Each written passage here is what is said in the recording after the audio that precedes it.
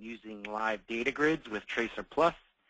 I am your presenter, Joseph Crable. I'm a mobile solutions architect here at Portable Technology Solutions, and I'll be doing your demonstration today.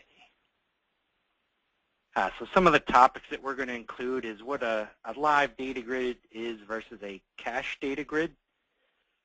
Basically the differences between the two and when you would use one versus the other. We'll go over some of the settings that are available in the grid control configuration and what they intend to do.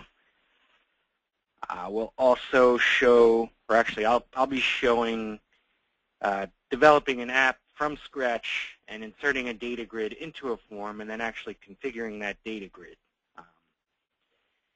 And then where we can find more information on some real-world samples of how you would use this data grid. Before we get started, I just wanted to mention that if you do have any questions throughout this webinar, if you could type them into the question panel of the GoToWebinar console. We'll address these questions at the end of the webinar, time permitting. Also feel free to send us any questions at sales@tracerplus.com or give us a call. Okay, so with that being said, I'm going to start our demonstration here. So the first thing I want to do is show you a sample from our online app center that actually utilizes the grid to kind of familiarize what you would use a grid for. So I'm just going to, we have our TracerPlus desktop software here. For those of you who aren't familiar with it, it's a free design app that lets you design mobile apps on the fly, free to use, and we do have some other videos on that if you wanted to learn more about TracerPlus Desktop itself. I'll also jump over to our website real quick. All of our software is available for free trial. So if you go to TracerPlus.com, go to take a free trial, you can download the desktop tool here as well as our TracerPlus Connect tool, which I'll show a little bit today, but not really going to dive into.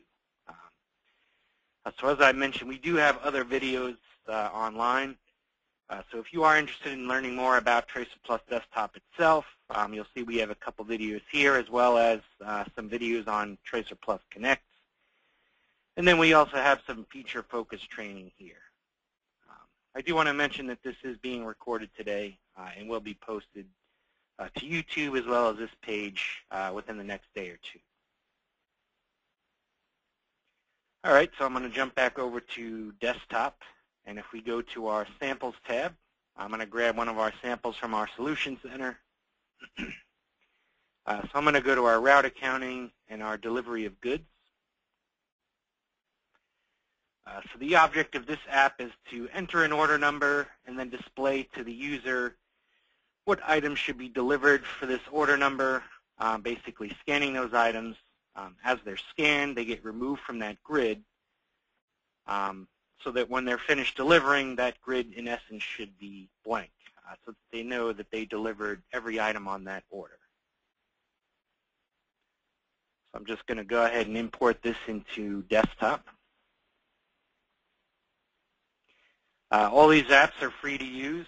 You can actually use them as is or customize them to your liking. Okay, so now that our project is imported, you'll see that we have two sessions here, one a deliver goods and the other a deliver list. So the deliver list is going to contain our delivery items. That would contain the order number, the item number, the description of the item, as well as whether it was delivered or not, and the date it was delivered. And our deliver goods session is the session we're actually going to be scanning into. This is going to be sort of a header type session where we're going to capture the date, the order number. We're actually going to capture a signature from the user once all the packages are delivered, as well as capture their name. So if we jump over to the form designer, we'll see what the form should actually look like on the device once deployed.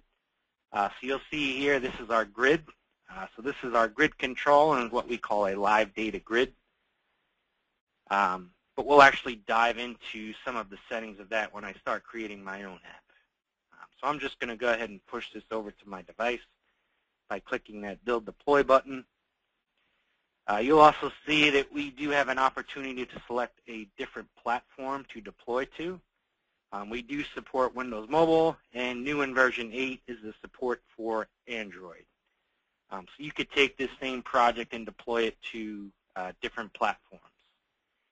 In this case, I'm using a Windows Mobile device, so I'm just going to leave it as is and click our Deploy button.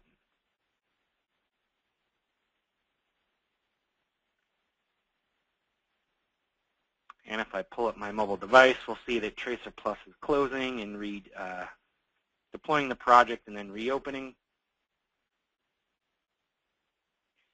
So now here's our deployed session. We have our deliver goods as well as our deliver list. So if we just go into that session, we'll see that it should look exactly the same as what it did in our form designer here.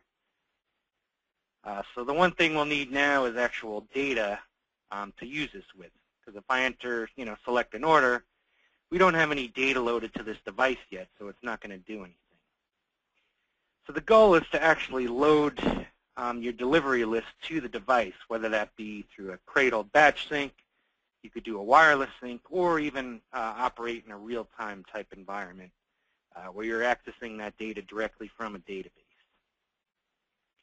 So this is where I'm going to just touch on, connect a little bit on how we can get that data to the device. So if we look at our deliver list, we see there are 0 records. So I'm just going to jump over to our Connect software. I actually have a profile and process configured already for this. We're basically taking data from our Connect sample database and moving it to our deliver list in TracerPlus. This is one of the sessions that we do have a sample database and data for. So if you were to select ODBC as your source and then select the TracerPlus Connect data source or TracerPlus Connect sample, that's going to include some database tables that are tied to some of our online Solution Center apps. So in this case being the deliver list. And then our destination is defined as TracerPlus, and then we want to sync that over to our deliver list session. And then we can actually marry up the fields down here in the mapping so that they match. So order number goes to order number, item to item, and so on. So I'm not really going to dive into this. As I mentioned, we do have separate videos on the Connect product itself if you wanted to learn more. So if I jump over to the data viewer, you'll see that we have 8 records here. So we want to sync this over to the device. So we have our list of orders here. So we have 3 items on order number 100001. So if I jump back over to synchronize and hit this sync all, I'm just going to push this data to my device. And now if we go to the deliver list, we now have our 8 records. So you'll see here's our 3 items for order number 10000001. And you'll see that we actually have a delivered status here. They're currently set to false because we didn't deliver them yet.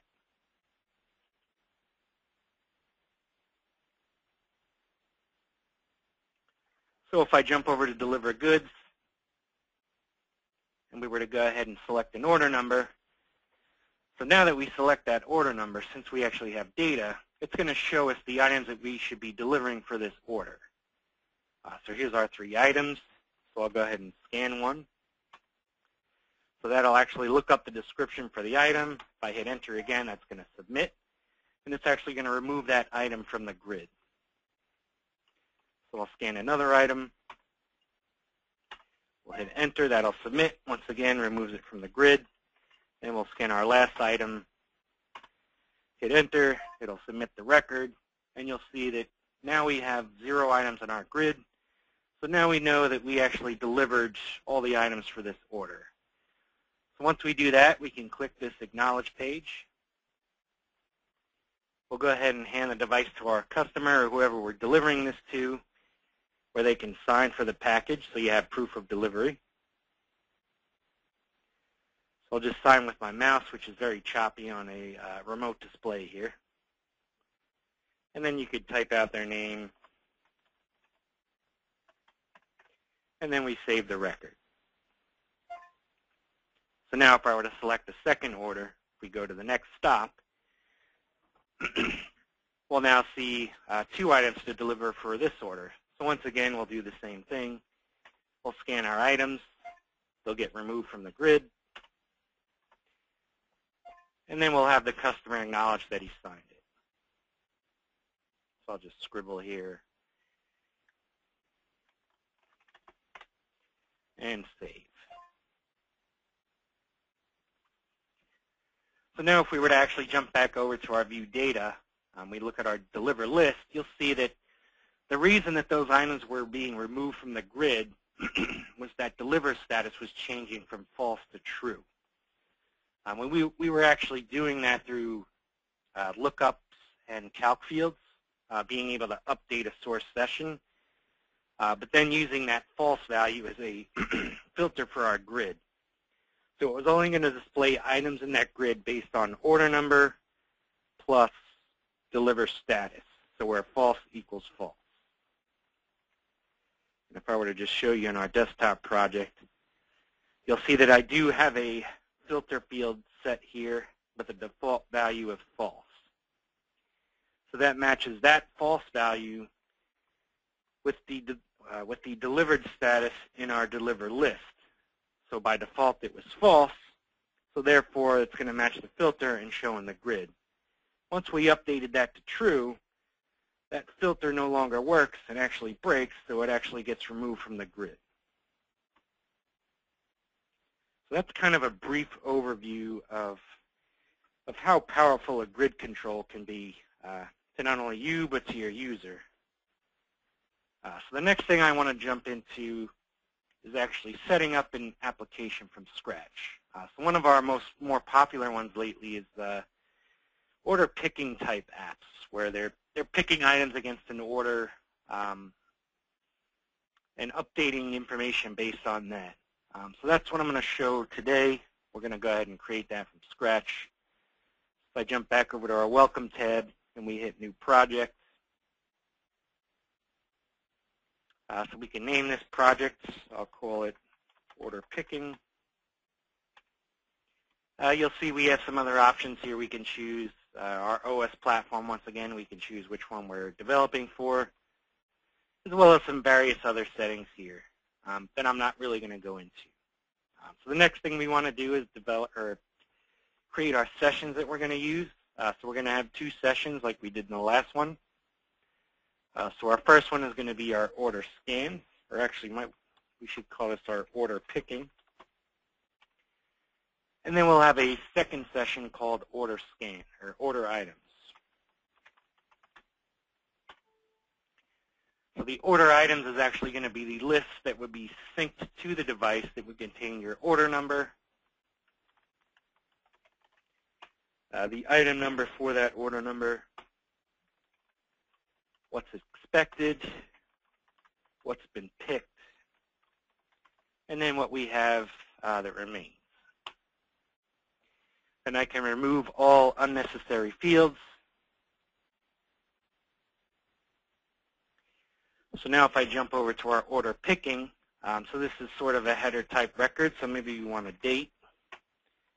So we'll want our order number. Maybe we'll want to enter a customer, and then we'll start scanning items. So we have our item number, then we're going to look up what's expected, and we're going to have a picked field. Then we're going to actually want to look up what was picked already. So I'll just name that LU, which is short for lookup underscore picked. So that's going to actually look up what we picked already for that particular order and item. And then we're going to have an update pick,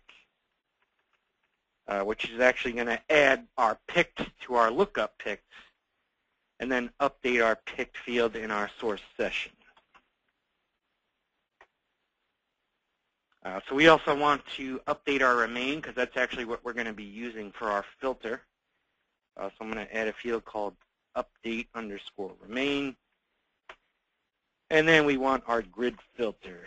So what's actually going to remove the items from the grid. So these are the fields I'm going to use, and I'm going to start defining them. So if we go to date, that's just going to be a simple date time. Maybe we want that to be read-only.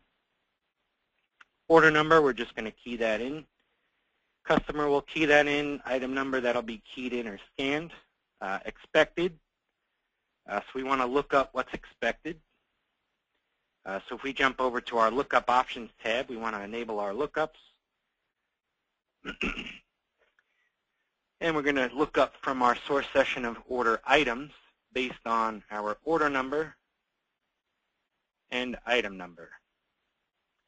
So this is a unique combo of two different fields that allows us to look up that particular item for that order.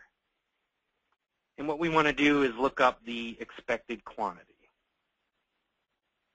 So this could actually be a read-only field since we're not going to be keying anything into it.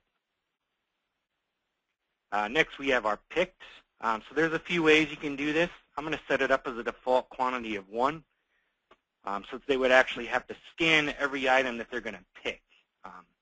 You could also set this where they can manually enter a quantity. But I would prefer to do it this way, as it seems to be more accurate that way. Of course, that depends on how many items you actually have to pick. So that's up to you, and it can be configured differently. So I'm just going to do the default of 1, make that read-only, as well as not clear on submit. So our lookup picked, this is where we want to look up what's been picked already. So once again, we're going to look on our order items, look on our order number, or look up based on a local field of order number and a remote field of order number. And we're also going to be looking up based on the item and the item. So you'll just see up here we have a lookup relationship of AND or OR. So it's an AND lookup because we're looking up based on both of these values to make it unique. So what we want to do is look up our picked value.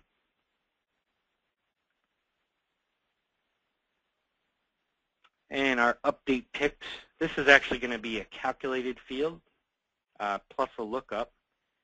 So the first thing we need to do is do a data type of number so that we know that it'll do an addition of a number calculation. We can make this read-only. We'll do a lookup that's actually going to be set up very similar to the previous lookup underscore picked. The reason we do separate fields is that we can't do a calculation on itself, or a field can't do a calculation on itself. So that's why we couldn't do this in the lookup picked field. So we're going to select our order number as our relationship as well as our item number. So then our source field, once again, will be our picks, but in this case, we're actually going to turn on the update source. So this means that when we submit this record, it's actually going to update our source session with this value. So that's how that picked is going to change in our order item session.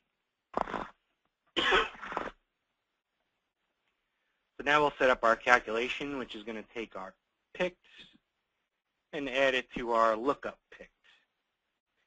So that's going to take our quantity of 1 in our picked and add it to what we've picked already.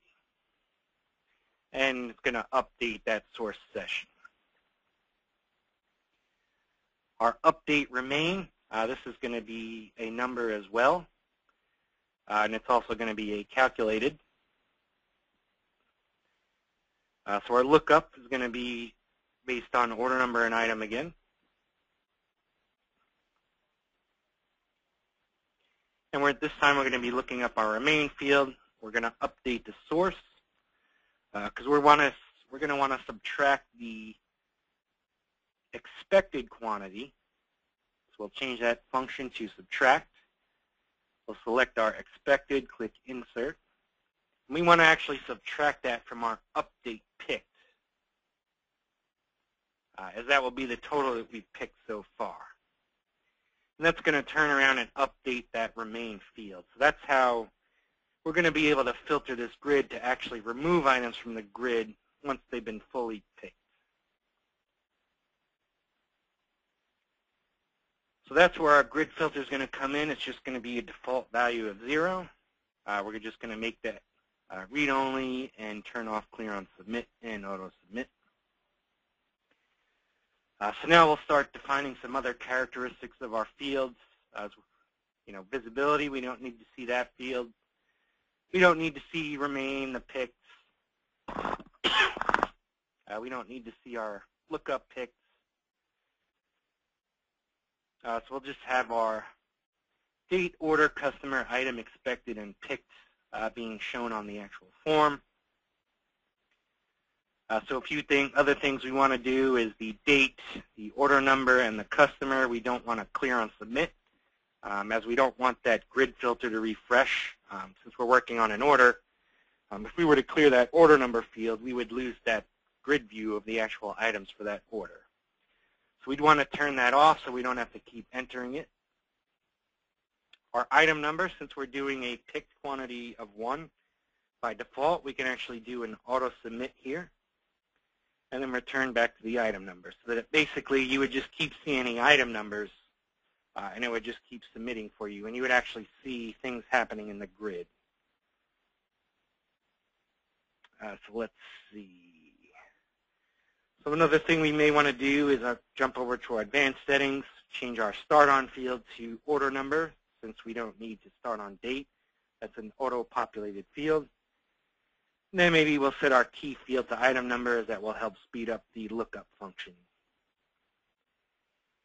Since this is a header row where you can also update the existing record based on the order number, so the purpose of this order picking session is just to get basically the order header information of the date, the order number, the customer who it was for, and really that's it for this session, but you could have other things such as signatures and such. But this order picking session is actually going to update our order items.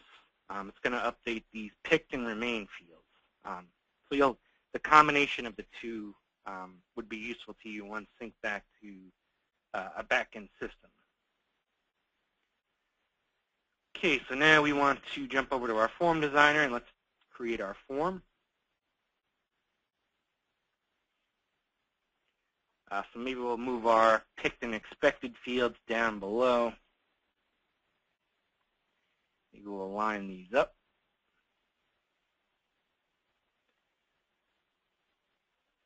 And we'll just slide this over here. So we have our expected. Here's our picked.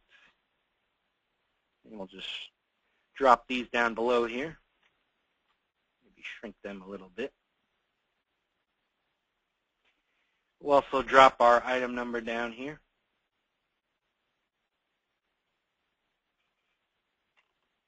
Then maybe align some of these fields up top here.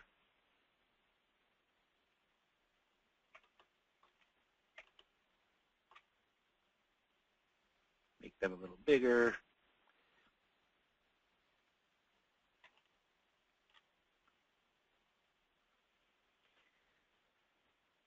And let's make some room for our grid.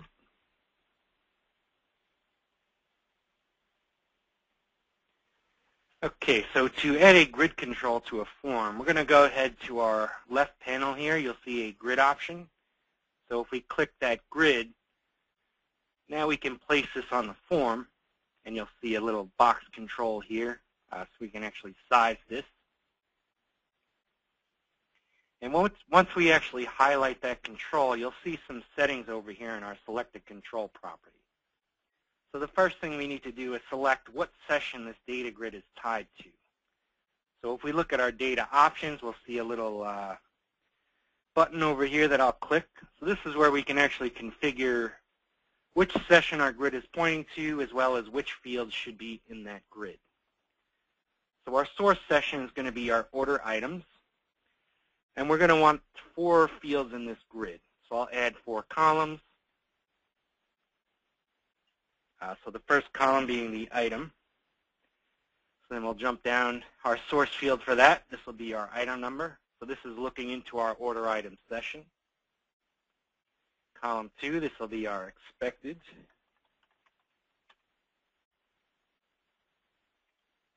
we'll jump down to our source field. We'll set that as expected. Column 3, that'll be picked. So for our source field, that'll be picked. And column 4 will be our remain. So our source field will be remain. So you'll see that there's some other settings here for each column, one being column width. So you can actually control the width of the columns. If you have a longer data set, you may want to make these columns longer, but 50 should be good for this purpose. We have a binding direction, which I'll talk about a little bit later, as well as the bound control. The key column, that's mainly used in a cache grid mode, which I'll also talk about a little later. And then we can actually choose an ascending or descending sort for one of the columns. So if you actually had a date time field in this grid, you can do an ascending or descending sort of the data to actually sort that data in that respected manner. So if I were just to hit done here, so now you'll actually see that we've configured the grid and the columns, but it's actually going to show that way in the form. So if we actually want to edit this grid some more, we highlight that control. Once again, under the data options, we click this ellipsis button here. That brings up that same form, and then we can do more configuration on the grid. So in this case, we want to add some filters of what would actually display in the grid. So right now, without any filters, if I were to enter data into the order items, every item that I entered there would show up in this grid regardless of order. So that's why we want to add some filters here. So I'm going to go over to the Filters tab. We're going to click Add. We're going to add our first filter. And let's say our first filter will be order number. So our filter operator, you'll see that we have a bunch of different operators here: equal, not equal, like, greater than or equal, less than or equal. In this case, it's going to be equal. So we're going to match our local field of order number to our remote field of order number. So now when we enter an order number into our order number field, it's only going to display those items for that order in our grid.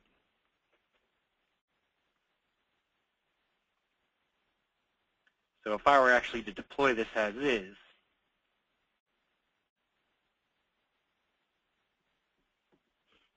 I'll show you how that works.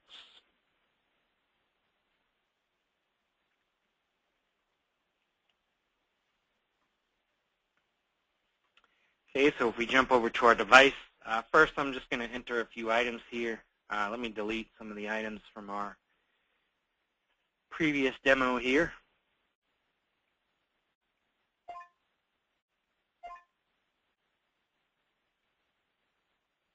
So keep in mind this could be synced from Connect, via batch or wireless, but I'm just going to enter it here. So we have item 123. Let's say item 1111. So we have an expected quantity of 5.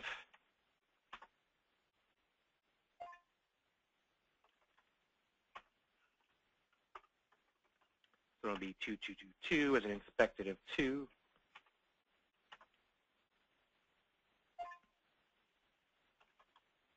And we'll do one more item for this order.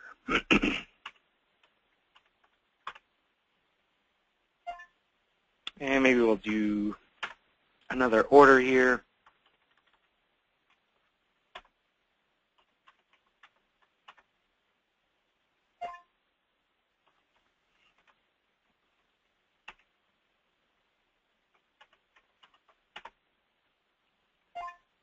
Okay, so if we just look at our order items, so you'll see we have our order numbers, what's expected, what's been picked. We'll actually probably want to add another column to this session here. We want to make sure that that's showing grid so we can see our remain.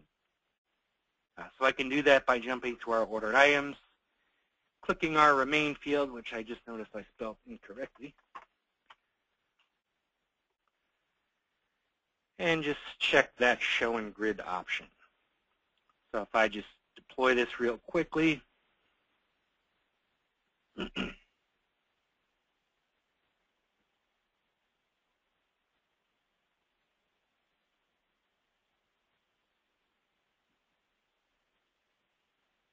if we go to view our data again, we should see that extra column now. So now, as is, if I were to go to our order picking and enter an order number, you'll see that our 3 items show up for that particular order. If I were to enter our 456 order, that's going to show our 2 items from that order. So we can enter a customer, and then we can actually, start scanning. So let's actually do the 4 one.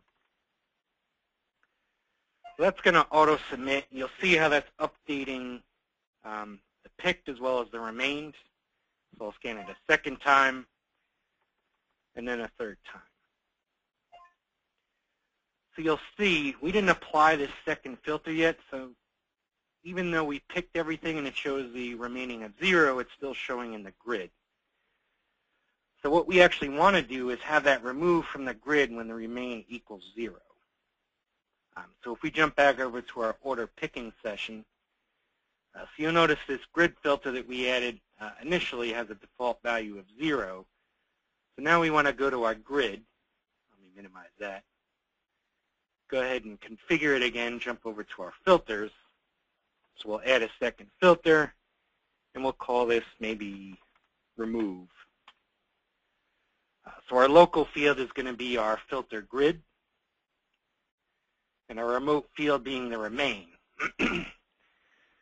So in this case, we don't want it to equal, because it would only show in the grid if the remain equaled 0.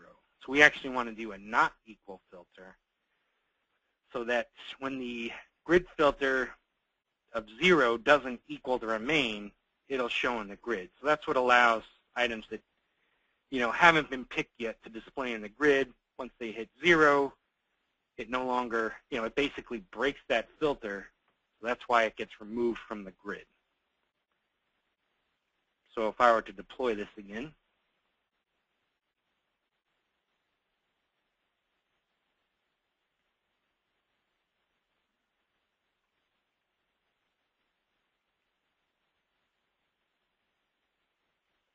and we go to our order picking, so let's work on order number 123.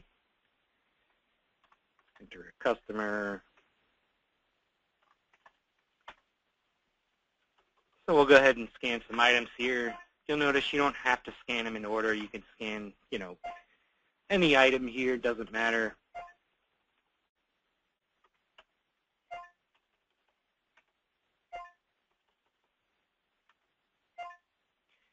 So now I'm going to scan 222, 2. So this is the last item for this order, so you'll notice it's going to get removed from the grid. So that means that we fully picked that item. It's no longer available to pick.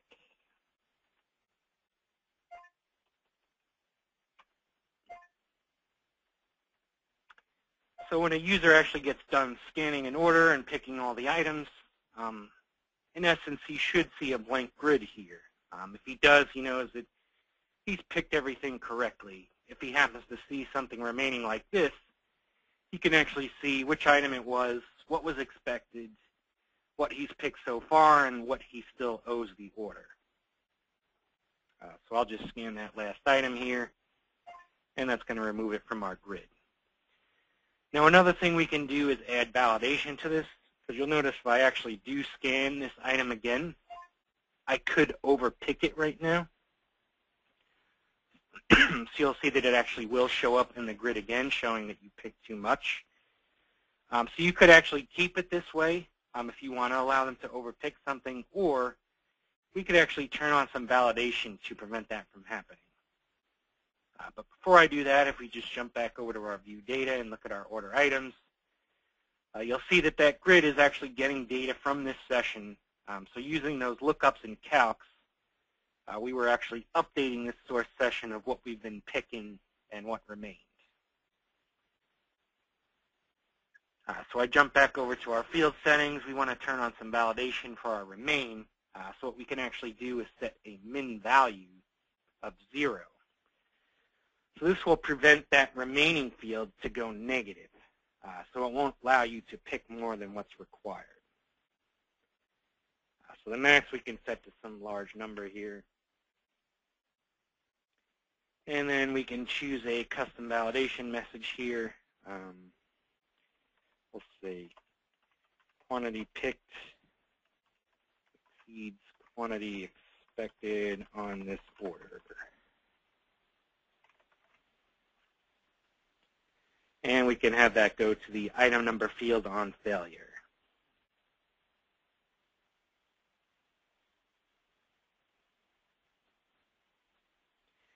So we'll just push that change out.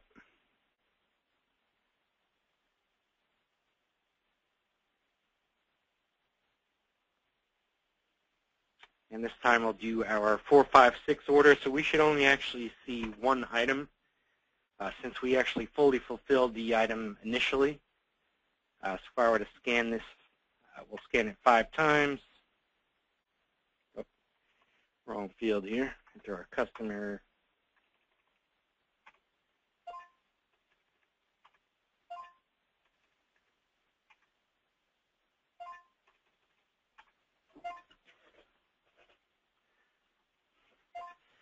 So now if I try to scan this again, there's our validation. I don't know if you heard that sound, but there's the error telling the user that they picked more than they should have on this order, and it won't allow them to submit that. I could also do the same for that first item that we picked. Once again, that's going to fail.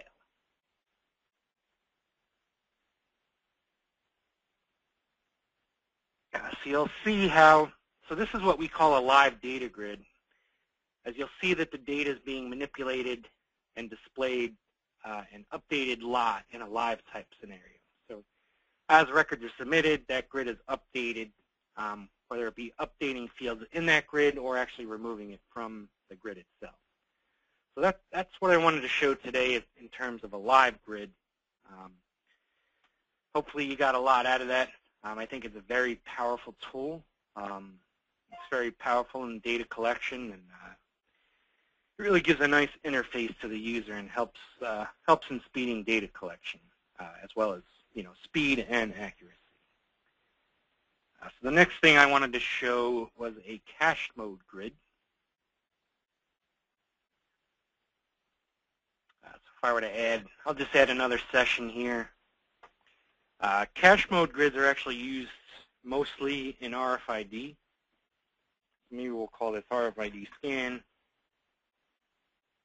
where maybe you'd want to take a rapid inventory of a room, basically go into a room and then just wave the RFID scanner around. It would just collect, all the assets or inventory items that were in that room.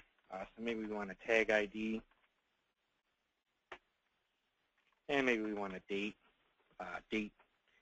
date scanned. Maybe we want the room that we're in. And then we can remove all these other fields. So our tag ID, actually let's move our room up. We'll actually select our room first. Maybe this is a drop down. So we'll enter a few values here.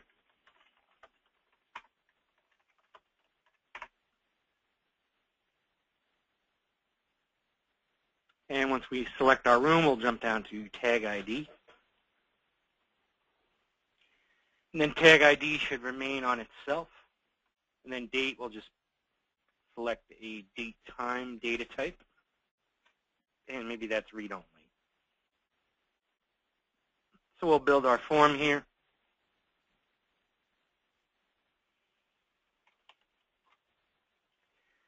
So once again, what we want to do is add a grid to our form. So we click our grid over here and place it on the form.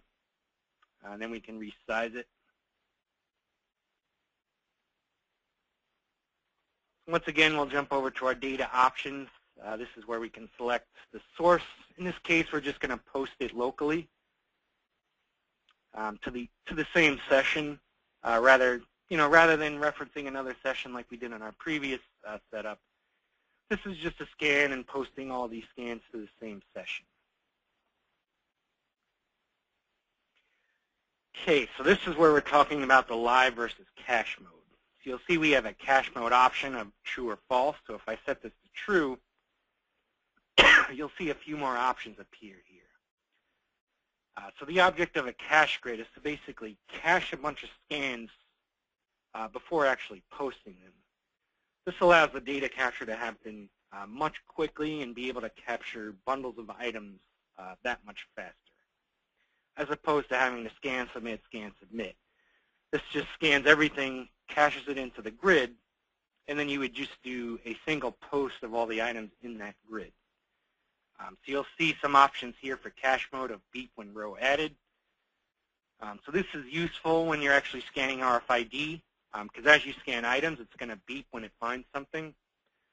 So if you still have the trigger depressed and you're still waving it around the room and you're no longer hearing beeps, you probably can assume that you've caught everything, picked up every asset or inventory item. You could also apply that same functionality to an update. So you can actually update rows if you wanted to, and that can beep as well.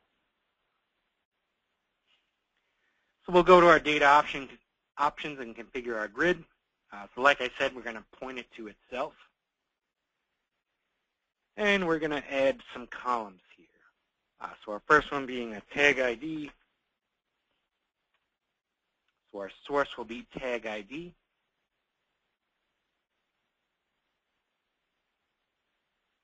Next being, we want to capture the room. So our source field will be room. And lastly, we want to capture our date. Now the reason I'm adding these to the grid is for a cache grid, the only way it can capture this information is if it's actually in the grid. So if I just added the tag ID here and not the date in the room, when I posted that data, it wouldn't actually capture that date and room to every record that I scanned. So that's why we're adding it to the grid. So one thing we can actually do, since the only thing I want to see in the grid is the tag, we can actually set this column width to 0. So we'll actually hide this column from view on the user interface, but it'll still be collecting the data. So maybe in this case, our tag ID, we want to make a column width of 200.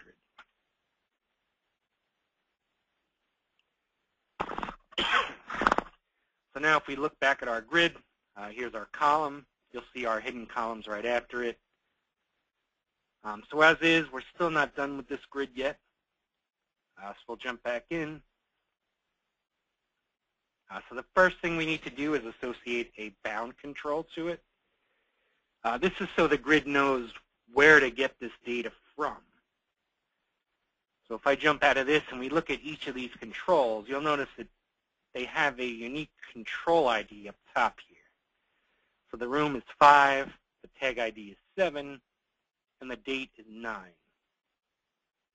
So we're going to use that for this grid here.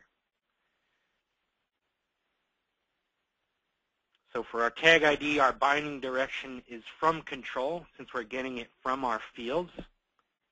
And that control ID was 7. So now when something hits that 7 control, which is that tag ID, it knows to add it to the grid. Key column is also something we're going to want to set to true. This basically prevents duplicate reads into the grid. So if you're scanning RFID, usually all tags are unique. So that RFID scanner is actually going to be reading that same tag over and over again, but it happens so fast that you don't really notice it. But in this case, it would prevent it from, keep posting to the grid by making this a key column. If it sees that same ID again, it basically ignores it. So our room, we also want to bind this. So once again, this is a from control, and that was our control ID of 5. And lastly, our date control, which was 9.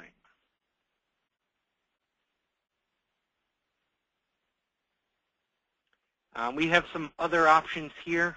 You'll see a column type of data or sum. You could actually use this. If you set this to sum, you could actually use it to sum like items found or scanned. So by turning that key column off, you could permit duplicate scans, and as each one's scanned, it can up a quantity column in your grid. So that's what that sum feature can be used for. And then you'll see a required and binding feature. This would actually prevent items from adding to the grid unless everything was filled out. So in essence, I could set this to true for the room number, so that if I scan tag IDs but didn't fill out a room number, it wouldn't actually post to the grid or bind to the grid since I left that room number blank. And we could do the same for the tag ID. This would prevent a user from scanning a bunch of RFID items without selecting a room first.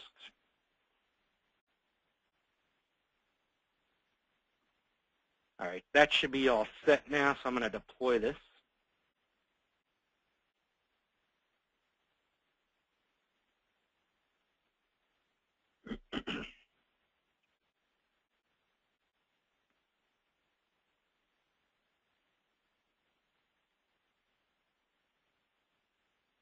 So if we jump over to our RFID scan session, so if I tried to scan something, you'll see I hit enter, nothing went to the grid. But now if I select a room, do that same thing, you'll see that now it's in the grid and I can actually keep, you probably can't hear this, but it's actually beeping each time I enter something to this grid here. Then you'll see we have 0 records here, so if I hit submit, it's now going to post all these records as well as the local record. So sometimes this is useful, sometimes it's not, because you may actually not want that local record since it's going to look similar to probably the first or the last record scanned. So if I delete this and we go to our submit button, we can actually change this from a submit to a grid post. So instead of doing a session submit, this will just do a post of all the records in that grid. So if we look at our grid control, we see that it has a control ID of 13. If we look at that submit button, or the grid post button, we just set that grid control ID to the same. So that's basically telling the grid post which grid it should be submitting or posting the data from. One other thing we can do is add a grid count to this session. So if I were to add a label, so you'll notice this label is control ID 20, and if we jump back to our grid, you'll notice that it has a record count control ID. So we can actually create a separate record count of items that were scanned in that grid. So we're going to tie that to control ID 20. So as we scan items in this grid, this control down here should actually increase, showing how many items we've actually scanned into this grid. Some of the other options here for grids are read-only. If you set this to false, you could actually click in the grid and edit information directly in the grid. And then you can also show a toolbar which has some of these grid functions in it, such as deleting one row, deleting all rows, as well as that grid post that I just added as a button action. So that's some of the other options that are available for that.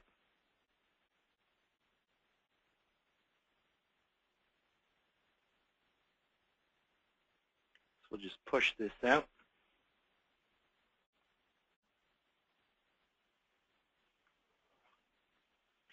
If we go to our RFID scan, select our room. So you'll see down here now we have a 0 record count since we didn't scan anything yet. So now if I start scanning things, you'll see that number start increasing to match the rows in the grid. So this is a good way when using RFID. If you're scanning thousands of items, you'll know, how many items you've counted so far. So we have 8 items. Now if I hit our submit button, since this is a grid post, we should end up with 8 instead of 9.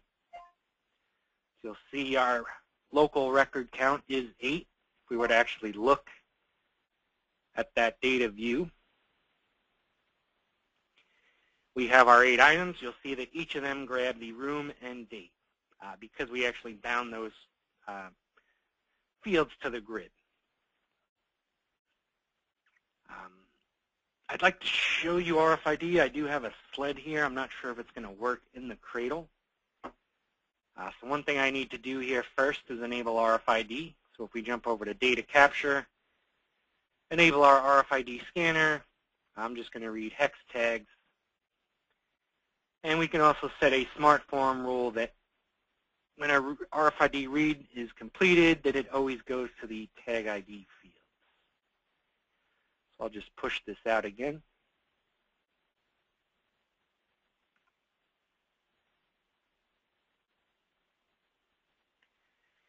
And I'm actually going to just pop this out and pop it into our sled here.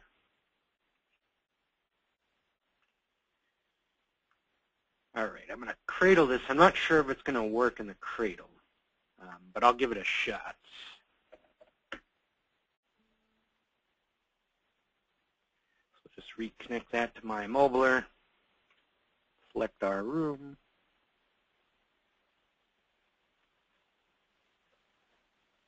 It doesn't look like it's going to work in the cradle because it probably disables the scanner. So I'm just going to try and scan it outside of the cradle here and then kind of show you the results. You should be able to hear the beeps as I'm scanning.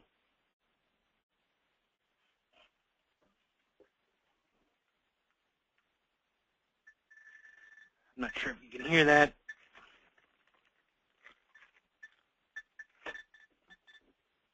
You can kind of hear how much faster RFID scanning technology is compared to barcode.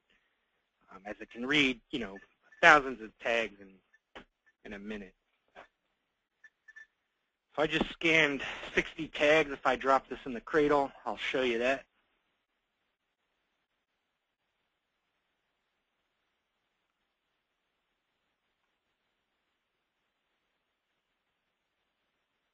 So we actually scanned 64 tags. So now if I just do a submit, now our 8 went to 72. So you'll see how fast, how much faster RFID is and how you can post, how much faster you could post 64 records that way versus scanning individually. I am running a little over here, but I do want to show one more thing with the binding. The binding not only works with, the cache mode, but in a non-cache mode. So I'll just show you how that would work maybe in this order picking session. So if we look at our item number field, maybe, so we enter an order number, we see the items in the grid rather than scanning them. Maybe we want to click the item in the grid and have it populate our item number field down here. So if we look at our item number field, we'll see a control ID of 11. Go to edit our grid for item. We can do a binding direction. In this case, instead of from control, it's going to be to control. So we're basically saying once we highlight this row in the grid, we want to bind its value to this control on our form, being the item number. So if I just deploy that real quickly.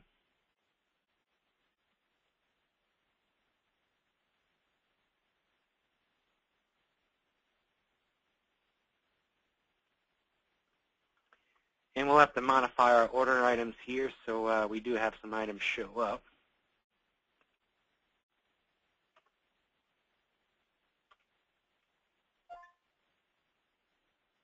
I'm just going to edit a few of these.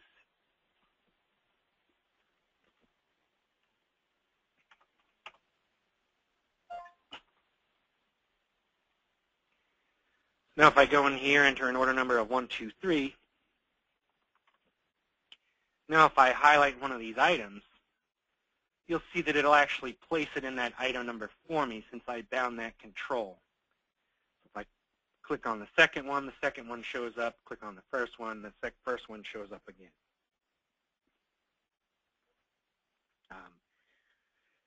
So that's basically what I wanted to show you today. There's a lot more you can do with the grid that I couldn't really show today, and we've actually added even more functionality to it in an upcoming 8.1 release. So I want to thank everyone for joining us today. I hope you got a lot out of it, and we'll see you on the next one.